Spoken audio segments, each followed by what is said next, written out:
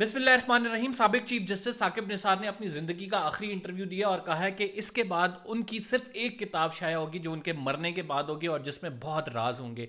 इस इंटरव्यू में भी उन्होंने काफ़ी चीज़ें खोल कर रखी हैं और वो चीज़ें जो अब से पहले मंजर आम पर नहीं आ सकी हैं उसके हवाले से बताया। ये एक गैर रस्मी इंटरव्यू था जिसमें सहाफ़ी जमा हुए और सहाफ़ियों ने साकिब निसार साहब से सवालात और जवाबात लिए और उसकी वजह एक ऑडियो और वीडियो है जो कि आ रही है साकिब निसार साहब की।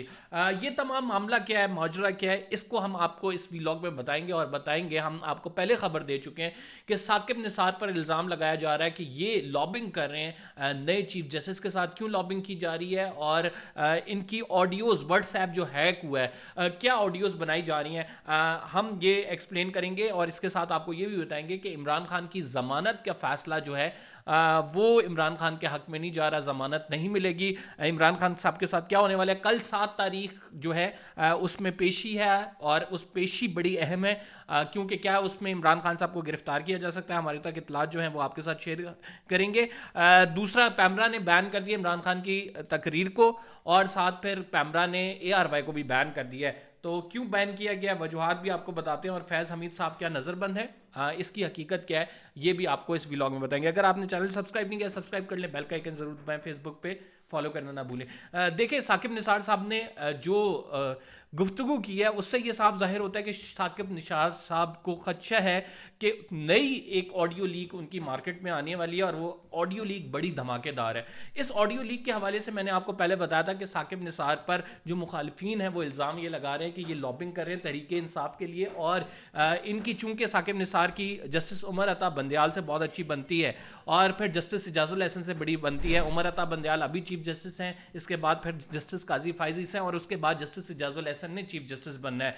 तो ये सुप्रीम कोर्ट में ख्याल किया जाता है कि ये तीनों जजेस जो हैं वो जो है हम ख्याल हैं और तीनों जजेस हम ख्याल के इनके पॉलिटिकल नज़रियात और जो साथ माशरती नज़रिया है वो बड़ा हम आहंग है। इस वजह से ये हमेशा इन तीनों के जज जब ये थे, साकिब निसार के साथ भी एक लेफ्ट पे बैठता था एक राइट पे बैठता था, कभी डाइसेंट का नोट नहीं आया।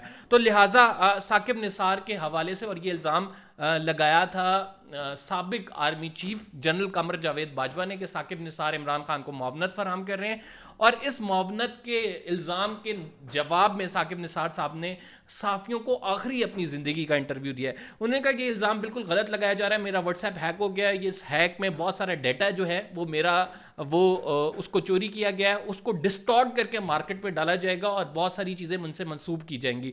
ये अभी डाटा मार्केट में बहुत सारे लोगों को नहीं पता ना आया है, ना जिस तरह एक ऑफिशियली लॉन्च की जाती है हैकर्स ग्रुप एक प्रोफाइल है उससे ऐसा कोई डाटा नहीं आया। लेकिन साकिब निसार साहब ने इस खदशे का इज़हार किया है। लेकिन बहुत सारे जो समझ बूझ रखते हैं, जो इन्फॉर्मेशन रखते हैं, हमने आपको इस खबर का तकरीबन आज से मेरे 4 व्लॉग पहले उठा के देखें तो मैंने आपको बताया कि साकिब निसार की एक ऑडियो आने वाली है और आज उन्होंने इस खबर की खुलकर जो है वो कह दिया है कि ये कुछ हो रहा है। साथ साकिब निसार साहब ने कहा कि मैंने 3 पॉइंट्स पे जो है इमरान खान उनको सादिक और अमीन करार दिया था, मैंने सारे पॉइंट्स पे नहीं दिया था। वो 3 पॉइंट्स लॉ पॉइंट्स थे और वो 3 पॉइंट्स अकरम शेख जो उस टाइम के लॉयर हैं उन्होंने रखे थे और अकरम शेख साहब ने ये कहा था कि इन 3 पॉइंट्स पे इमरान खान का आप बताएं कि सादिक और अमीन हैं या नहीं।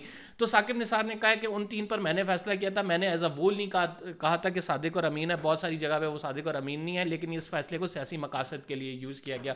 लेकिन साकिब निसार साहब ये बड़ा एविडेंट है कि आपका फ़ैसला जो है वो इमरान खान के हक़ में था और इमरान खान साहब उसी से सादिक और अमीन जो डिक्लेयर हुए हैं वो बड़ा खुलकर जो है ये फ़ैसला है और वो नज़र भी आता है। उसकी जजमेंट की मैं उसके हवाले से व्लॉग कर चुका हूँ कि आपने जो है इमरान खान साहब को सादिक और अमीन करार दिया था और अब आप जो है कह रहे हैं कि सिर्फ 3 पॉइंट्स पे दिया था। ये क्या बात हुई? या तो बंदा फुल सादिक और अमीन होगा, आप उसको सिगेशियस और राइटियस डिक्लेयर कर रहे हैं, या आप कह रहे हैं कि 3 पॉइंट्स पे था सिर्फ, तो दैट डजंट मेक सेंस।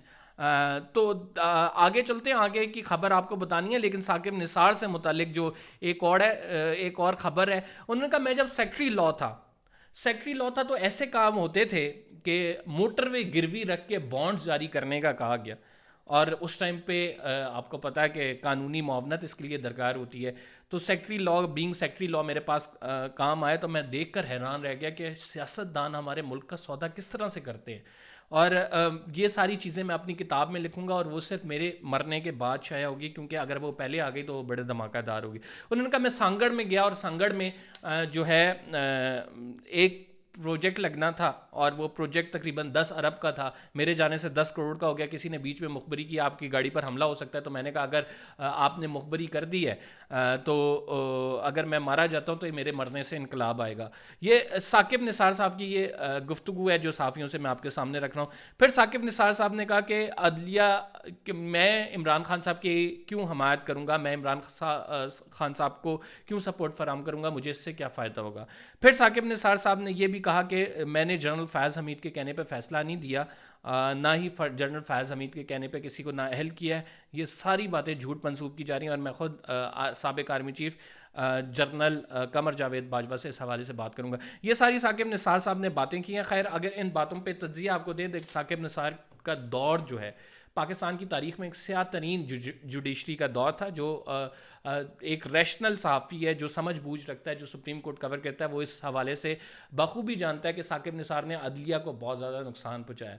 ہاں ثاقب نثار کے فیصلوں سے اختلاف ضرور ہے ثاقب نثار کی، لیکن آڈیوز جو آئیں گی اس میں جو بات ہوگی وہ ہم کہہ سکتے ہیں کہ آج کے ماحول میں جو آڈیوز نکالی جا رہی ہیں اس میں یقیناً ڈسٹارٹڈ مال ضرور ہوگا، اس کو اپنی طرح سے ڈسٹارٹ کر کے ضرور پیش کیا جائے گا، اور وہ بڑی دھماکے دار ہوں گی۔ اس کا انتظار کرتے ہیں، آتی ہیں نہیں آتی۔ ثاقب نثار صاحب کے پاس ایک دفعہ میں خود ان چیمبر پیش ہوا تھا، تو انہوں نے جو گفتگو کی تھی وہ بھی بڑی راز و نیاز کی ہے، وہ بھی کبھی آپ کو کھل کر بتائیں گے۔ بہرحال آگے چلتے ہیں۔ عمران خان صاحب کی ضمانت جو ہے منسوخ ہو گئی ہے۔ عمران خان صاحب کو 7 تاریخ کو خدشہ ہے گرفتاری کا ان کی، اور اس دفعہ جو ہے پوری طرح تیار ہیں۔ وہ یہ کہتے ہیں کہ کوئی بھی ابو لا نہیں ہے، اور عمران خان صاحب جو ہے وہ ورکرز کو اپنی ڈھال نہیں بنا سکتے۔